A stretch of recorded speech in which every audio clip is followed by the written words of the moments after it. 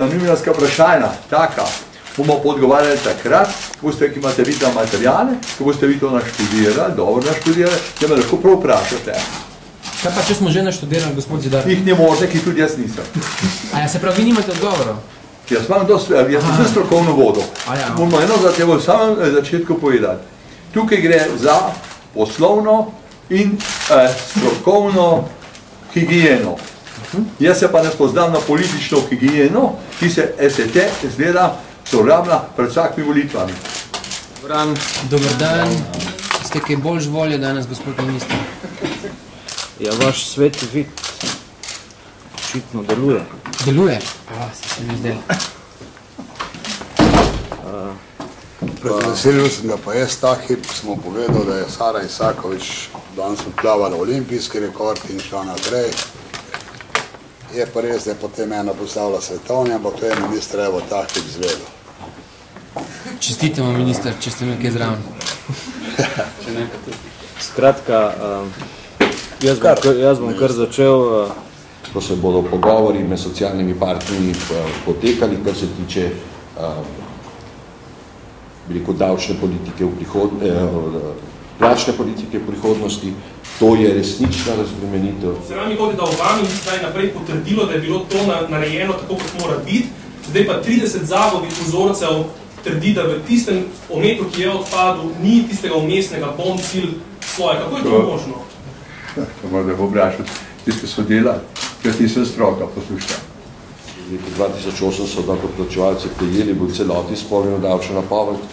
To je en, bi rekel, zelo tvegan korak, ki se je napravil in se je izkazalo, da je to zelo pozitivno. Nekam nesmiselno se nam je zdelo, če država vlada in pa ima v svojih evidencah baze podatkov, kateri bi vse to že označilo, zakaj bi vsakega posameznika mater v Sloveniji ne sam tiste izpolni.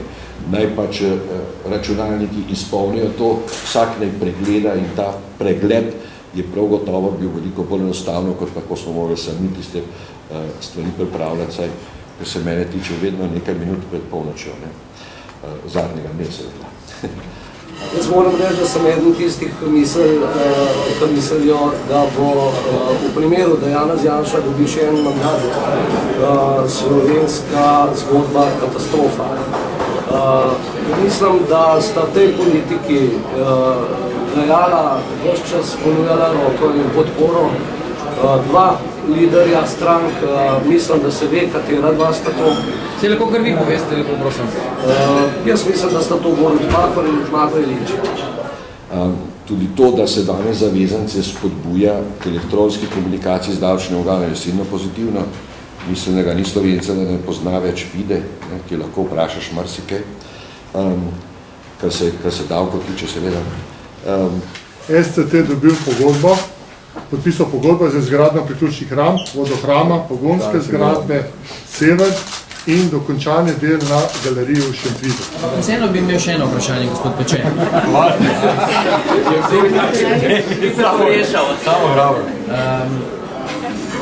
To se bomo pa vsi navadili. Borze ne grejo samo gor, borze grejo včasih tudi dol. In kdor sledi vsakodnevno gibanje borze, bo vedno živce zgubil, to je treba malo dolgoročne pristope imeti.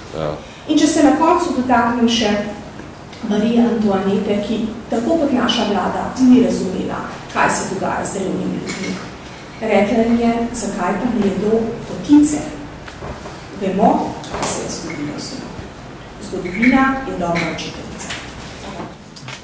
Poslušajte, drži samo eno dejstvo, da se vedno sprašujemo, zakaj imamo nadzor. Jaz bom povedal, če hočete, da je zaupanje zelo v redu, vendar kontrola še boljša.